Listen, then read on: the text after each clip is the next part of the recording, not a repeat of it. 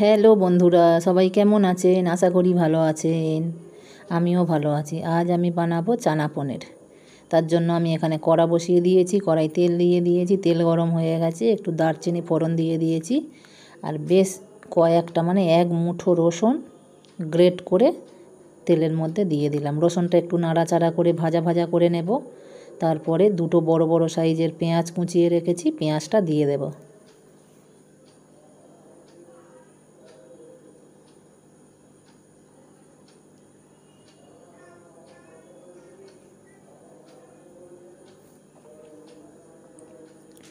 রসুন তো ভাজা হয়ে গেছে, এবারে আমি পেঁয়াজ কুচিটা দিয়ে দিলাম, দিয়ে ভালো করে নাড়াচাড়া করে ভাজা ভাজা করে নেব।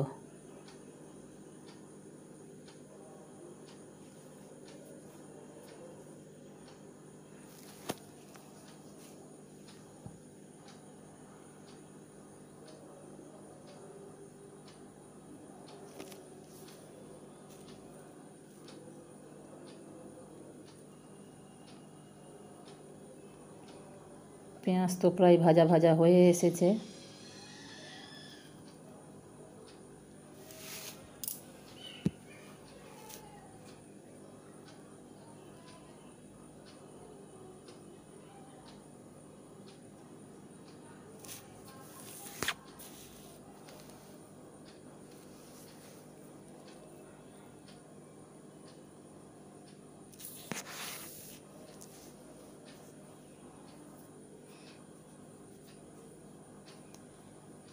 একটু আদা বাটা দিয়ে দিলাম। পেঁয়াজ ভাজা হয়ে এসেছে, আদা বাটা দিয়ে দিলাম, বেশ কয়েকটা কাঁচা লঙ্কা চিড়ে দিলাম, আর একটা টমেটো টুকরো করে রেখেছিলাম দিয়ে দিলাম।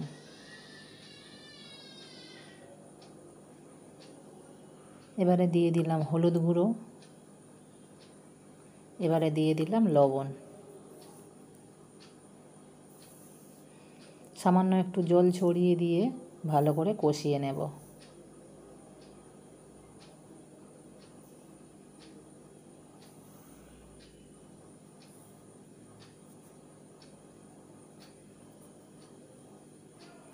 চানা পনির বানাবো, আমি তো পনিরটা ভেজে রেখেছি, সেটা আর ভিডিও করিনি।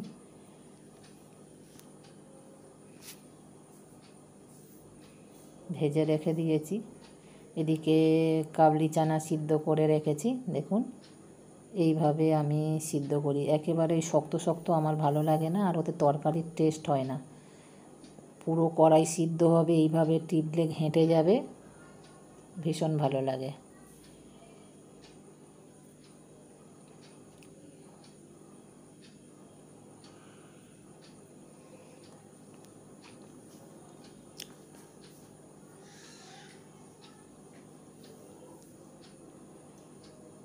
মশলাটা ভালো করে কষিয়ে নেব। এর উপরে একটা ছোট্ট দেখে আলু কুচিয়ে রেখেছিলাম কুচি কুচি করে, সেটাও দিয়ে দিয়েছি, দিয়ে মশলার সাথে কষিয়ে নিচ্ছি।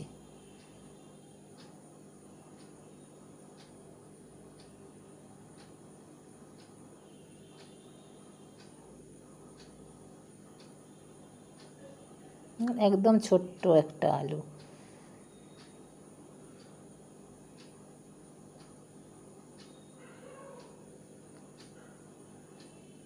কাবলি চানাটা এবারে ঢেলে দিলাম। মশলা তো কষানো হয়ে গেছে, এবারে ভালো করে মিশিয়ে নেব কাবলি চানা মশলা একসাথে।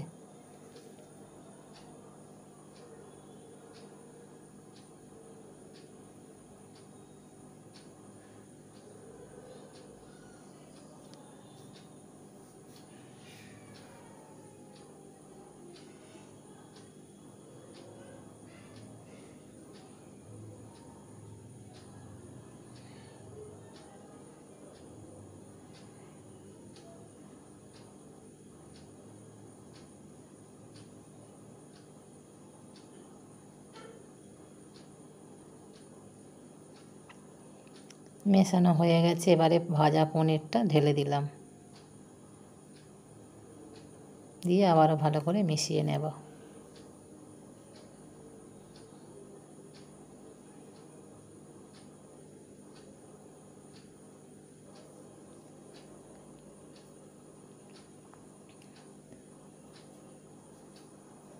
চানা মশলা হয়ে গেছে, দেখুন একদম শুকিয়ে গেছে, এই রকম হবে। পরোটা রুটির সাথে একদম জমে যাবে। তা আমি পরোটা বানাইনি, আমি রুটি বানিয়েছিলাম। আর একটু গরম মশলা দিয়ে দিলাম, অল্প দিয়েছিলাম তাই জন্য। আমি রুটি করেছিলাম, রুটির সাথে জাস্ট অসাধারণ হয়েছিল।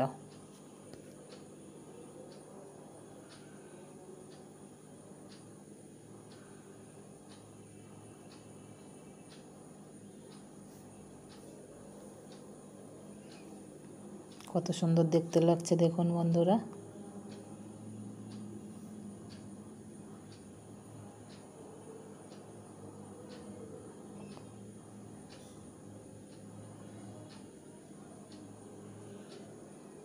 আমি রুটি বানাচ্ছি।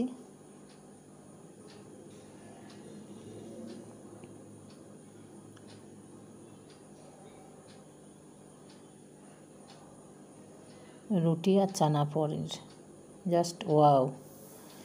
রাতের খাবার আমার সাজানো হয়ে গেছে, চানা পনির, রুটি, শসা আর পেঁয়াজ। সবাই ভালো থাকবেন, সুস্থ থাকবেন, এইভাবে পাশে থাকবেন, চ্যানেলটা সাবস্ক্রাইব করে পাশে থাকবেন। টাটা।